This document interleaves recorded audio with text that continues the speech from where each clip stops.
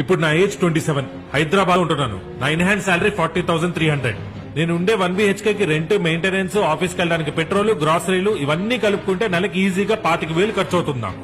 ఇక మిగిలేది 15,000. ఆ 15,000 మొన్నటిదాకా ఎడ్యుకేషన్ లోన్ కట్టుకున్నా. ఇప్పుడు నా బండి ఈఎంఐ కడుతున్నాను. మిగతా డబ్బులు ఇంటికి పంపించాలి. ఇవన్నీ పోతే ఇంకా నా సేవింగ్స్ సంగతి ఏంటి చెప్పు. ఇలాంటి పరిస్థితుల్లో ఒక అమ్మాయిని పెళ్లి చేసుకుని హైదరాబాద్ లాంటి సిటీకి తీసుకొచ్చి నేను పోషించాలి. అమ్మాయికి మనలా కాదు, ₹1 ఎక్కువ ఖర్చు అవుతుంది. అవెక్కడి నుంచి తీసుకురాను? ఇంకా వచ్చే అమ్మాయి కూడా వర్కింగ్ ఉమెన్ అయితే ఎంతమంది ఇప్పుడు అమ్మాయిలు హస్బెండ్ కి శాలరీ చెప్పి కలిసి ఖర్చు పెడుతున్నారు?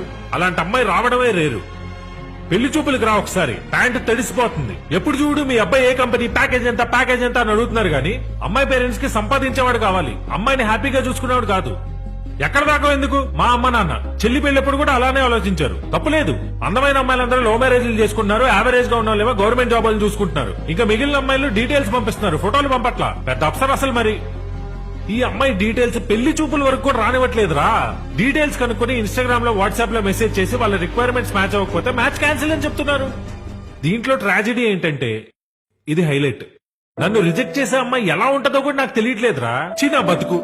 ఇంకొకతేమో పెళ్ళవంగానే మనం US, కెనడా వెళ్ళిపోదాం, మీ పేరెంట్స్ కి మా పేరెంట్స్ కి సంబంధం లేదంటది. అరే ఒక సంబంధం రా. అమ్మాయి యావరేజ్ గా ఉన్నా నేను ఓకే చేశాను రా. నేను లావుగా ఉన్నానంట, ఆ రీజన్ చెప్పి క్యాన్సిల్ చేసింది. అరే సంబంధం పేరుతో సంబంధం లేని విషయాలు చెప్పి సంబంధాలు క్యాన్సిల్ చేస్తుంటే ఒక్కోసారి కాన్ఫిడెన్స్ చచ్చిపోతుందిరా. ఇలాంటప్పుడే అనిపిస్తా ఉంటది, చిన్నప్పుడు ఇంటి పక్క అమ్మాయినో, కాలేజ్ లోనో దేనో దాన్ని లవ్ చేసి లేపుకొని వెళ్ళి పెళ్లి చేసుకుంటే బాగుండేదని. సో ఫస్ట్ ఒక అమ్మాయి దొరకాలి. దొరికిందే అనుకో, మేమిద్దరం సంపాదించే సంపాదనకి హైదరాబాద్ లాంటి సిటీలో సేవింగ్స్ ఉండాలి. ఆ తర్వాత మాకు ఇష్టమైనవి కొనుక్కోగలగాలి, ట్రిప్పులకి వెళ్ళగలగాలి. అవన్నీ దాటిన తర్వాత పిల్లలు. అరే మేమే సరిగ్గా బతకలేకపోతుంటే ఇంకో ప్రాణాన్ని భూమి మీదకి తీసుకొచ్చి ఇబ్బంది పెట్టాలా? పెళ్లి చేసుకొని చాలా మంది హ్యాపీగా ఉన్నారు, నేను ఒప్పుకుంటా. కానీ నాలాగా ఆలోచించి కంప్లీట్ గా పెళ్లి మీద ఒపీనియన్ పోయిన వాళ్లే ఎక్కువ. ఒక్కోసారి భయం వేస్తూ ఉంటుంది. డీటెయిల్స్ పంపగానే అమ్మాయి సైడ్ వాళ్ళు ఓకే చేస్తారు.